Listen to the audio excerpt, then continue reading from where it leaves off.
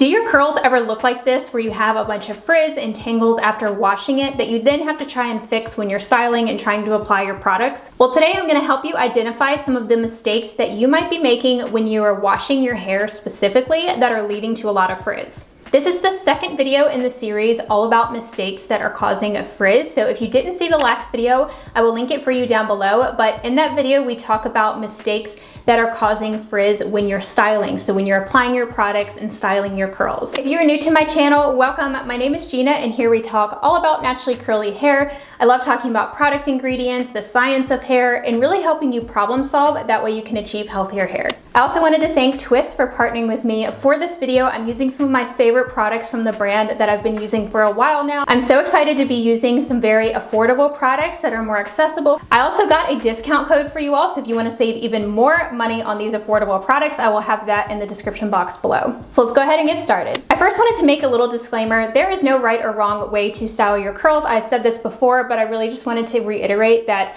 the mistakes that I'm listing here are not necessarily mistakes if you like your result. I'm simply sharing some things that I have noticed that I have tweaked in my routine to really help cut down on the frizz. So if you like your results, definitely keep doing what you're doing, but if you're really struggling with your curls, hopefully this might help you identify what could be causing the frizz if that's something that you're looking to tame. So I first wanted to give a little summary of what we're trying to do here. So what is the goal when we're washing our hair, and what are we trying to prevent with curly hair when you're washing it? The first one is friction. Whenever we're washing our curls, there's lots of friction happening. So that's one of the main things that we're going to be trying to prevent here. And number two is tangles. A lot of you, I'm sure, experience tangles, especially in between washes. So when you go to wash your hair, there's already a lot of tangles there, and washing can lead to a lot of tangles. So we're going to be talking about how to reduce friction and tangles. And then there's also damage. So we want to obviously prevent damage when we're washing our hair. Buildup is another big one that often contributes to frizz. So we're going to be talking about that. And last but not least, dryness. We're trying to prevent our curls from becoming dried out from shampooing. We know that shampooing can lead to some dryness. So the first mistake that you might be making that could be causing lots of friction, tangles, and frizz is not detangling your hair prior to shampooing. So shampoo raises the pH of our hair and the cuticle layer then becomes lifted. This also happens when we wet our hair and it swells. The cuticle then becomes more raised, resulting in increased friction. You might also notice more shedding during shampooing, which then just makes tangles worse, especially if you have high porosity hair where the cuticle layer has been compromised, if it's been damaged, or if it's just sitting more raised and not quite as lowered as somebody with low porosity hair. You also get a lot more friction if you have coarse hair. So if your hair is more wiry and more brittle feeling, if you have coarse textured hair, then you will definitely want to work on detangling your hair before shampooing. Detangling prior to shampooing prevents more tangles from forming during the shampoo process, resulting in less breakage, which often then leads to frizz. A lot of times if you have breakage, you'll have small little hairs sticking up all over your head, and those are really hard to tame and lay down. So a lot of times frizz is due to breakage, or sometimes it's also new growth where you just have shorter hairs poking through. Detangling prior to shampooing also allows you to really get down to your scalp to more thoroughly cleanse without the knots in the way. It's so much easier to shampoo your hair when it's been detangled. Definitely try it if you have not already. So there are two ways to detangle your hair prior to shampooing. The first one is by dry detangling with some oil, and the second one is detangling with some conditioner in the shower when your hair is wet before you shampoo. So I like to dry detangle, so that's what I did for this wash day. I just add some oil to my hair and then I section it off and detangle it gently with my fingers. This made the biggest difference in my hair when I was still transitioning away from heat damage and trying to recover my hair, because that oil really helped to protect my hair from the shampooing process. This also reduces a lot of breakage because our hair is the weakest when it's wet, so it makes more sense sometimes to dry detangle your hair. Now, your hair is also less elastic when it is dry, so that's a whole nother thing, but just try it out and see what works best for you. But if you do have very damaged hair or hair that has been like bleached or processed, then you'll definitely want to try out dry detangling until it gets healthier. Just make sure that you have some oil on your hands. Don't try and do this without oil because you do need some slip. But if your curls are very tight, then you might not be able to dry detangle even with oil, so you would want to do the conditioner process that I'm also going to show you. So the next method is to detangle wet hair with conditioner in the shower prior to shampooing. So as I mentioned, I like to do both. So I first dry detangle, then I get in the shower, get my hair wet, and I still do a second detangle when my hair is wet. So at this point, my hair is still dirty. I still haven't shampooed, but I just want to remove all of those existing loose hairs and get rid of any of the tangles. That way it's way easier to shampoo. And your hair will tangle up some after you get it wet, just because that changes the structure of the hair. So that's why I have to detangle again once I get my hair wet. The next mistake is shampooing before conditioner. So we're going to apply some conditioner to our hair first before we shampoo, as I mentioned. So why is this important? So aside from detangling first, conditioner also helps to lower the pH of our hair to then smooth the cuticle and help protect it from damage, which then leads to more breakage and frizz. So it's really great if you have high porosity hair to first apply some conditioner. We're always trained to first shampoo, then apply conditioner, which you do still want to use conditioner afterwards, but using conditioner first can really help to protect the hair from the shampoo process, not only detangle, but it helps to lower the cuticle even more to help give it more manageability so you don't get as much friction during shampooing. This is game changing. If you haven't tried it, definitely give it a try. Even if you don't want to do the detangling process, at least apply some conditioner, work that through your hair, and then shampoo, and you'll notice a big difference. Applying conditioner, or even a deep conditioner if you would like, is also a really great way to prep your hair for clarifying. So I'm going to be clarifying today, and whenever I use a more strong clarifying shampoo that really works to remove buildup, I definitely want to have some protective layer on my hair, whether if that's just an oil or the conditioner or both. So conditioner is going to help provide even more elasticity to our hair. We want that elasticity to prevent our hair from just snapping and breaking immediately. So conditioner smooths the cuticle, whereas shampoo raises it. So that's why it's good to condition first. The next mistake you might be making that can definitely lead to frizz is not clarifying to remove buildup. So if you're not working in clarifying shampoos, you might have some product or even some mineral buildup on your hair from hard water. So one way to tell is if you notice that after you shampoo, your hair still doesn't feel clean. It has kind of like that sticky residue feeling on it. Or if you find that you have to shampoo more than one time, then you might have buildup. So you might need a stronger shampoo to help remove that. One that says that it's clarifying, or you can even look for a chelating shampoo if you do have hard water. But the one I'm going to be using today is from Twist. It's the Hit Reset Light Clarifying Shampoo. So this is a really great clarifying shampoo. This has easily become one of my favorite clarifying shampoos that I'm always using in rotation. So I will usually clarify about every other wash. It just depends on what products that you use. If you use products that have silicones or have polyquats in them, or just anything that really adheres to the hair, you might want to work in clarifying in your routine. You don't want to solely be co-washing. That can lead to a lot of buildup on the scalp and on the hair. Buildup can actually lead to frizz because it can block moisture from properly absorbing into your hair. Plus, if you have that gunky layer on your hair, your products are just not going to go on right, and then you can get more frizz. And it also leads to a very dull, dry appearance. So we want to make sure our hair is free of buildup, that way it can properly get moisturized. So the Twist clarifying shampoo contains ammonium lauryl sulfate, which is a very effective cleanser. I have found that this works great at removing any type of product buildup. This can even remove silicones if you do use those in your routine. It's important though to not over cleanse your hair. So you don't want to use any really harsh sulfates or to be doing this too frequently. This is not going to be too drying though for your hair, especially if you use a conditioner first. I don't find it dries out my hair, which is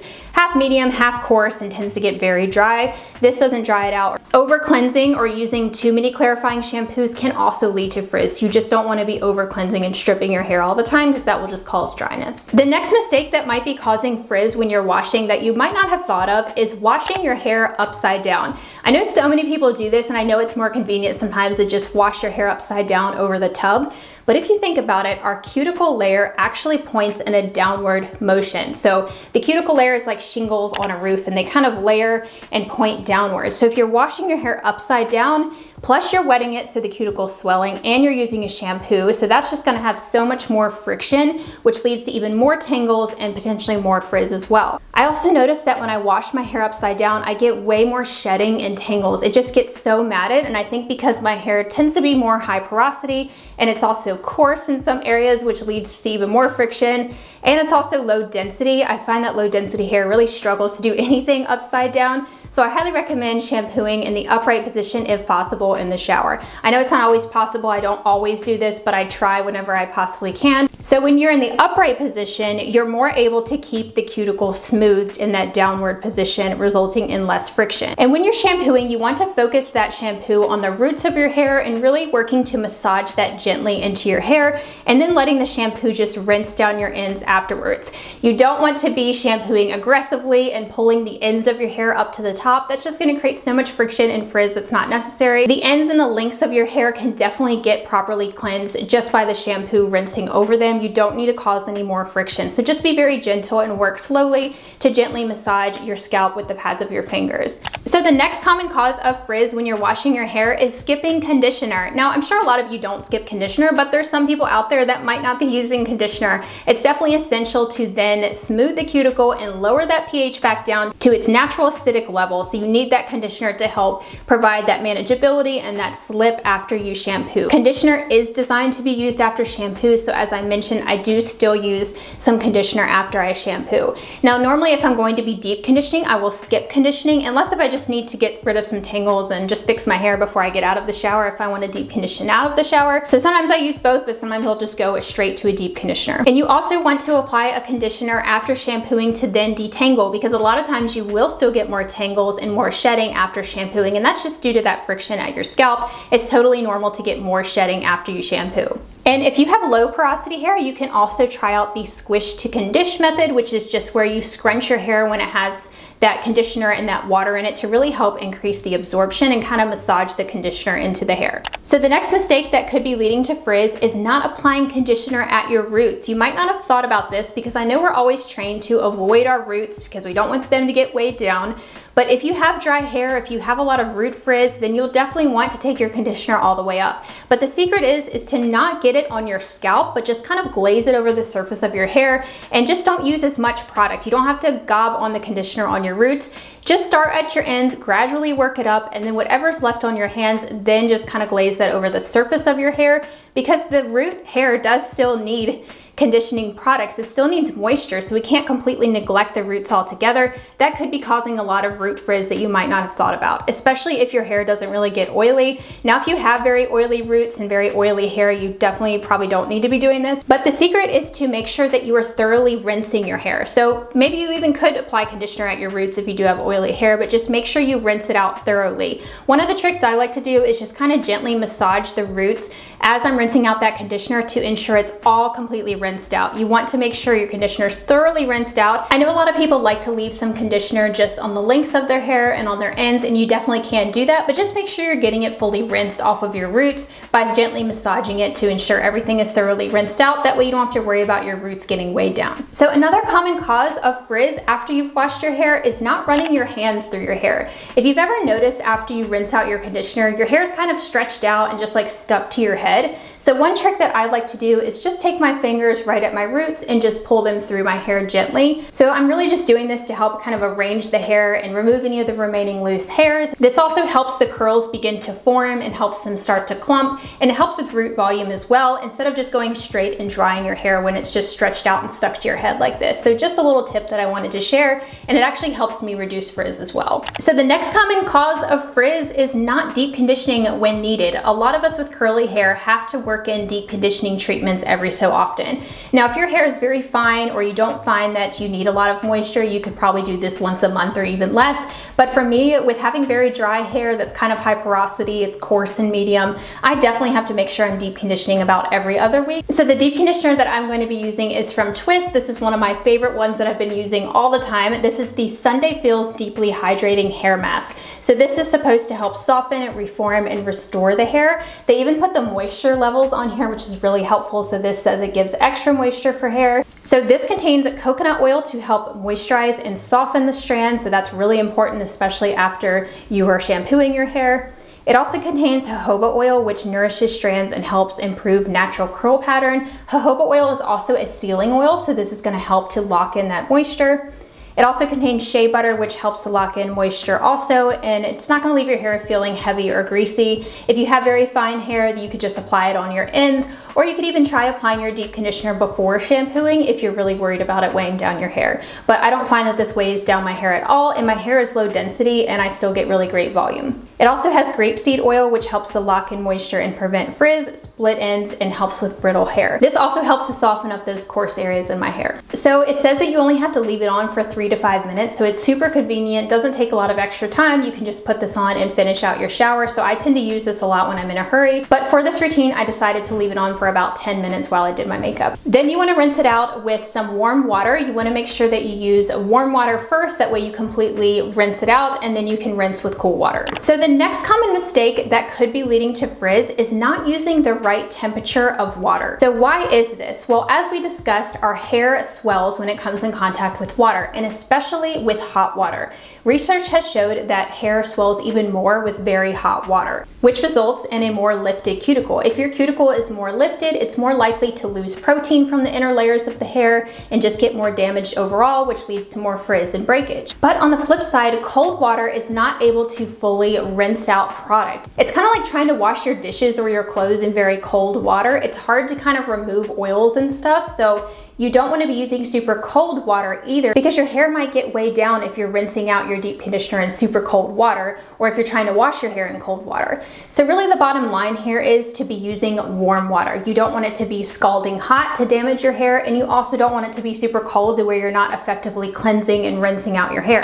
So the last cause of frizz when you're washing your hair is using a regular bath towel on your curls. This is a huge no-no if you have curly hair. You definitely want to be using a cotton hair towel, or even a t-shirt if you don't have one, just anything that has a flat weave cotton. I actually prefer this hair repair towel even more than a microfiber towel, because microfiber towels still have those little fibers that lead to so much frizz. It just causes a lot more friction on the hair, especially if you're using a regular bath towel. All those little fibers will really cling onto the hair. Even if you're someone that has straight hair or super fine hair, this can really cause a lot of frizz in the hair. Plus it just soaks up too much moisture to where then you just have to add more water before you style your hair. So a couple ways that you can dry your hair. You can either use a hair towel or a t-shirt to scrunch out the excess water before you style, or you can kind of gently twist up your hair and just don't tie it too tight. This is what I like to do just to get out of the shower. Or you can even plop your hair. I've been doing this a lot after I rinse out my deep conditioner, and it really helps to help encourage that curl definition, and it doesn't stretch out the curls. I don't get quite as much frizz when I just plop my hair to help absorb water before I style it, but then I'm still styling it and brushing through it anyway, so I don't really use this for curl definition, but it is a good way to not completely wring out your hair. So if you want to see the styling routine that I did, I recommend checking out my Instagram, where I will be sharing an Instagram Reels video of the styling process that I did. So if you want to see the twist curl cream and the gel that I used and how I got these results, then check out that Instagram Reels. If it's not already up, you can just follow me over there so you don't miss it. And if it is up, I'll be sure to link it in the description box down below. And don't forget to check out the twist products that I have linked in the description box down below, as well as my discount code. So if you like this video, you'll definitely want to check out the 8 styling mistakes that are leading to frizz next after this, so you can make sure that you don't get any frizz while you are styling. I will have that video linked right here on the screen, and I'll talk to you over there.